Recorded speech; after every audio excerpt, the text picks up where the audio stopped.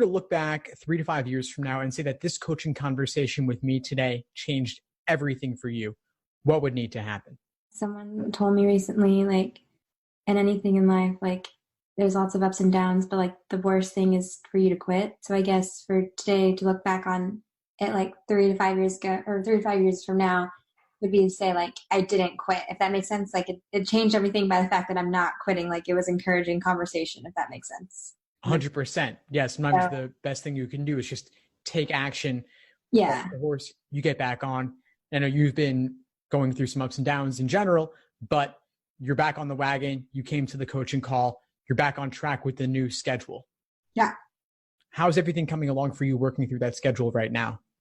It's been great. So since we've talked with the mastermind thing, like I got some whiteboards, and just the fact of like putting it out in front of my face all the time has like really helped me accomplish more than I have ever in the past, if that makes sense. Like not that I didn't learn anything from before, but I think just having, I guess, the whole goals and like seeing everything in front of my face all the time now.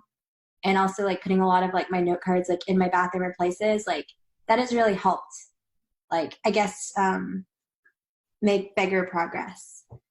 So I appreciate that. So that's been good. I've gotten a lot more accomplished is what I'm trying to say. That's great. That's great to hear. So you're using the study plan? I'm using the study plan. Yeah, it's just cause like the study plan would be on like my computer and I could like easily close it and like forget about it or like ignore it, or you just don't see how it like how it in the big picture. But like now having the big picture around me all the time, like I can easily check things off so much more faster than I have ever. Yeah. So and it's making, I guess I'll just leave it at that. Well, that's fantastic. So you're using the whiteboard, you're using the study plan, you're using the courses. Mm-hmm. Where are you at right now? What are you working on? So I am using the study plan, but I'm kind of like at a weird spot. Like I'm kind of going back since our last class for Mastermind and going back over some stuff right now. I kind of did a week, but it was really hazy and I didn't do it very well. So I'm doing that week again because it's a lot of foundational stuff, which is necessary, sufficient, and weaken and strengthen, that kind of thing. I kind of just like went over it really fast, but those are like so important. So I'm kind of in this big day of like trying to going over that stuff. I've been using your courses, trying to figure some pieces back in. So I'm kind of like on this weird day, if that makes sense, kind of a long progress day, kind of going back, and trying to get those a little stronger. I'm trying to connect some things. Cause like you said, like you can do lots and lots of problems, but like if it's not clicking somewhere, that's what I'm trying to go back and find the spots that are not clicking right now with reading. So if that makes sense. Sure. And I know one of the questions you had for me was about sufficient assumptions in predicting the answers, about logical reasoning. Do you want to talk about that a little bit?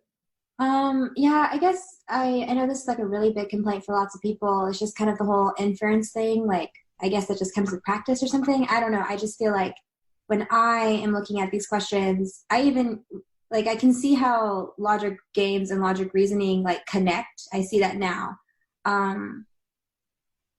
Because like a lot of the concepts, a lot of how you think, is the exact same way. It's just in words now, and it's not, that clicked. But like, I guess what I struggled with games is what I'm struggling with logic reasoning now is that inference of like taking the time and just like thinking, because it'll be like, I'll make my diagrams and then I just, for some reason, can't make those gaps. I don't know. It just kind of crashes through. And then like, obviously when I look back at your answers, I'm like, oh, that makes sense how that was the gap. But like, for me, it's just like that gap is not, I don't know, sticking, if that makes sense. Like I'm not being able to find it first. And I know that you should be able to, in your brain, read it first so you don't get lost in all the answers. But I'm just, I guess for me, like that's been the hard part, is the whole inference thing has been really like, at least insufficient, not necessarily necessary. I've gotten pretty good on that, but like sufficient, I'm just like crashing because it's new information question. Does that make sense? Yeah, it does. And sufficient assumption questions, they are one of those formal logic types that do relate back to logic games, where it actually is worth diagramming them. Yeah. To see those patterns. And so, like, if you have lots of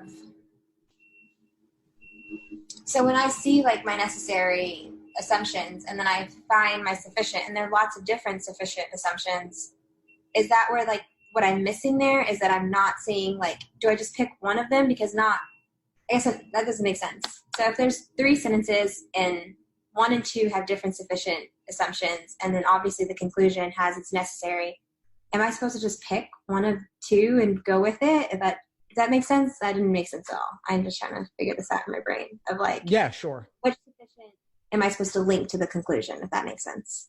Well, here's how they really work. So you've got in the stimulus, you have evidence and conclusion, but the evidence is not fully justifying the conclusion. So you need new information in the form of the sufficient assumption that when combined with the evidence will guarantee the conclusion 100%. That's what you're looking for. So it's like if you had 1 plus X equals 3, what is X?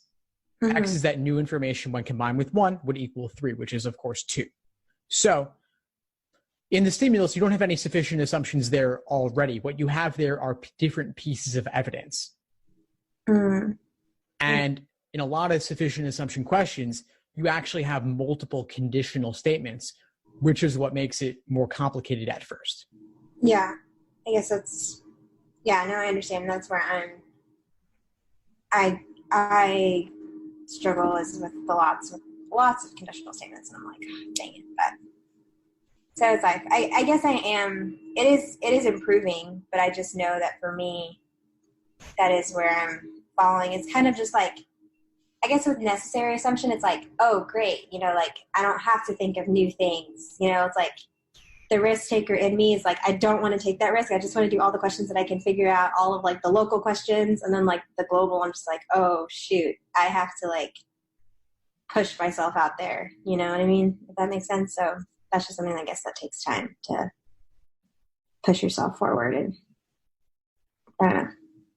Well, here's my recommendation for you, Jocelyn. As you're getting back on the wagon, as you're attacking this exam, I have videos inside the course on sufficient assumptions, and I have a big list of sufficient assumptions broken down by their exact formula, the underlying formula that will help you crack them open.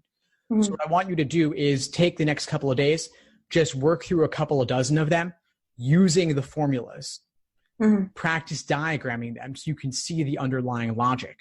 Mm-hmm. And that'll give you the momentum to see, I can do this question type. I do know how to diagram it, and it'll keep you pushing forward. Yeah. Okay. Sounds good. Awesome. Now, I know you had some other questions for me as well, and I want to make sure we cover everything that's important for you. So you were asking about question types, working on a question type before learning everything about it. Yeah.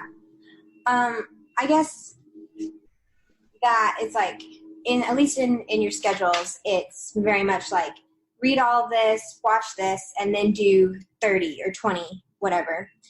I guess for me, it's like, I don't know if my perfectionism is coming out where it's like, oh, I don't understand this completely, so I just like shouldn't even go there, you know, because some days I'll have all day to be like, let's read everything. And then some days it's like life happens and then you have only a couple minutes or hours to read all that stuff. And then you should try to do as many problems as possible.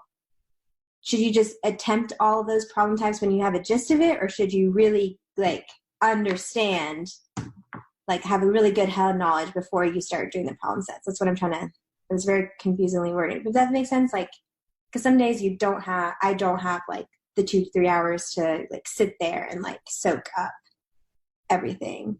But should I just continue to do problem sets because that's where I'm learning? The more practice, if that makes sense, the more exposure.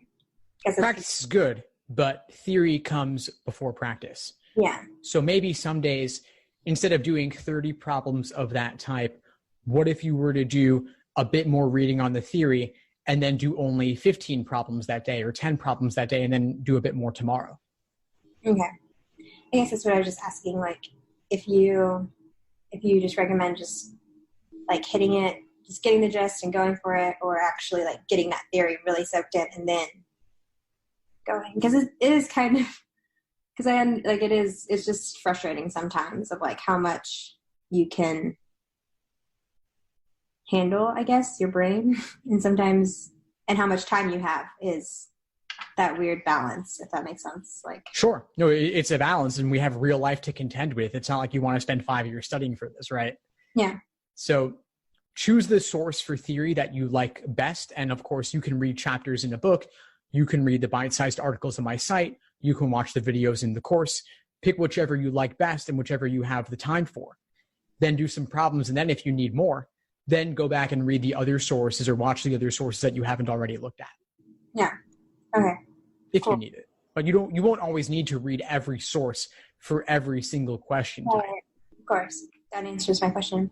And then my last question is, obviously looking with the digital LSAT, like I know you have lots of like tips of like how to like prepare yourself, train yourself, you know. My thing that I'm running into is when I'm doing questions, like let's say I'm doing a whole section of logic games, would you, because like we're dealing obviously with the iPad on the side and then our book, would you like have one like write in permanent marker, like have like a little ABCD and then just continually erase it and then ABCD kind of thing? Or would you on each problem go ABCD? I guess this is what I'm trying to do as I'm about to get really close into doing full sections, like how to practice with the iPad feel / because it's before you could write in the book, you could cross out, but now it's like that split. There's a wall there, I guess. Yeah. What would you recommend? I totally know what you mean. The digital LSAT does have an ability to cross off on the tablet. Yeah. And when you cross off on the tablet, it grays out that text a little bit, like it de-emphasizes it. Mm-hmm. And also you can collapse answer choices as well if the text is going beyond the space on the screen. Mm-hmm. I would suggest using that if it works for you, because otherwise you run the risk of doing a lot of erasing. Let's say I could imagine that you wrote A, B, C, D, E in pen and then erase it in pencil, erase your markings in pencil after you make them, or you're writing A, B, C, D, E 100 times for the 100 approximate questions on the exam itself. Yeah. So you're saying do the second in pen, continue. Well, that was how I interpreted your question, right? Yeah. Like you could do it that way, but I don't love the idea of you spending lots of time erasing for every single question. I also wouldn't want you to write out A, B, C, D, E 100 times for all the questions on the exam. Yeah. So if you can get used to it, I would suggest crossing off on the tablet itself. If like for the actual like handbook tests, like these, would you just continue to still cross off in these? I guess like pretending like if it was the tablet, just not working on it. I think it's fine to cross off on the book for now. On the book for now. So on the book for now, I wouldn't draw any diagrams in the book or do any markings on the questions themselves because you can't do that on the digital LSAT. But since you can eliminate choices on the tablet itself, I'm okay with you crossing off on your books for now. Okay, good. Because like that's just something that I've been running into. I've been either erasing a lot and like kind of getting confused, or like then writing A, B, C, D, E like 100 times when I'm doing these sections, and I'm like, oh, there's got to be a more efficient way to do this and practice like if I did have a digital kind of thing. So yeah, just do it in the book or do it on a bubble sheet. Ideally, I'd say the book is better if you can, but I don't want you to spend all day erasing everything. Okay. And then also practice on the digital LSAT familiarization tool as well, so you can see exactly what crossing off on there is like. Yeah. Cool. That's kind of just something that I figured you had a better way than my non-effective way. Just try out different things and see what works for you. It's a process. That's it. So. Well, Jocelyn, this has been awesome. What would you say is the biggest insight you got from our call today? That theory matters, and so it's okay if it takes a second to do. Like you don't have to you can cut down on problems because theory matters. Obviously, more problems and theory would be great, but if time constraints, theory really does matter.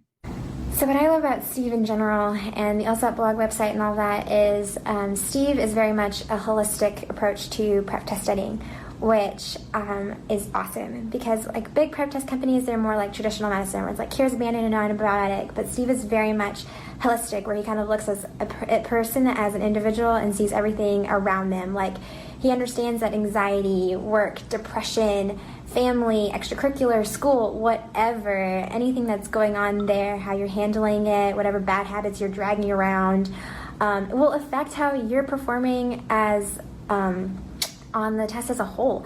And he doesn't just push that away or judge you or whatever. You can admit, you're struggling in these areas, and he totally has tools and wants to see you succeed, and he really does help you and help you keep going forward. And so I signed up for the Supreme level, and I was doing that for a while, kind of chipping at it. And then I got invited to be on the Mastermind group, and so I really thought like, oh, this is the next step of my prep test journey, and that's why I went for it. And so I've been working in this kind of big setting, chipping away at all the stuff that he's given, the schedules, I bought the guides and different, like, his explanations, which are great. I love how he explains things, not like how forums do. And now, it's getting that part of my journey of like, let's, target some areas, let's get into a smaller group, let's get that concentrated help, accountability through the Facebook group, whatever, reporting to Steve. That's kind of why I've signed up for the Mastermind, because it's like that next level in my journey. And so that's why I signed up for Mastermind. And so now, like Steve always says that like studying for the LSAT is a marathon, not a sprint. And I totally get that. I have ran some half marathons myself. And so I know personally, like, not every mile is the same. Some miles are like, awesome, I've got this. And some miles you've got like a cramp and you're dying. Or some miles you need to refuel, you got to switch it up or whatever. But Steve is there for every good and every bad mile, and he's totally not judgmental, and he's going to make sure that, one foot in front of the other keeps going, very much like a coach. And so I really love that, because it's all holistic. He sees the person and just helps you out, like, just really encouraging, really great website information and programs. And so, yeah, that's my experience.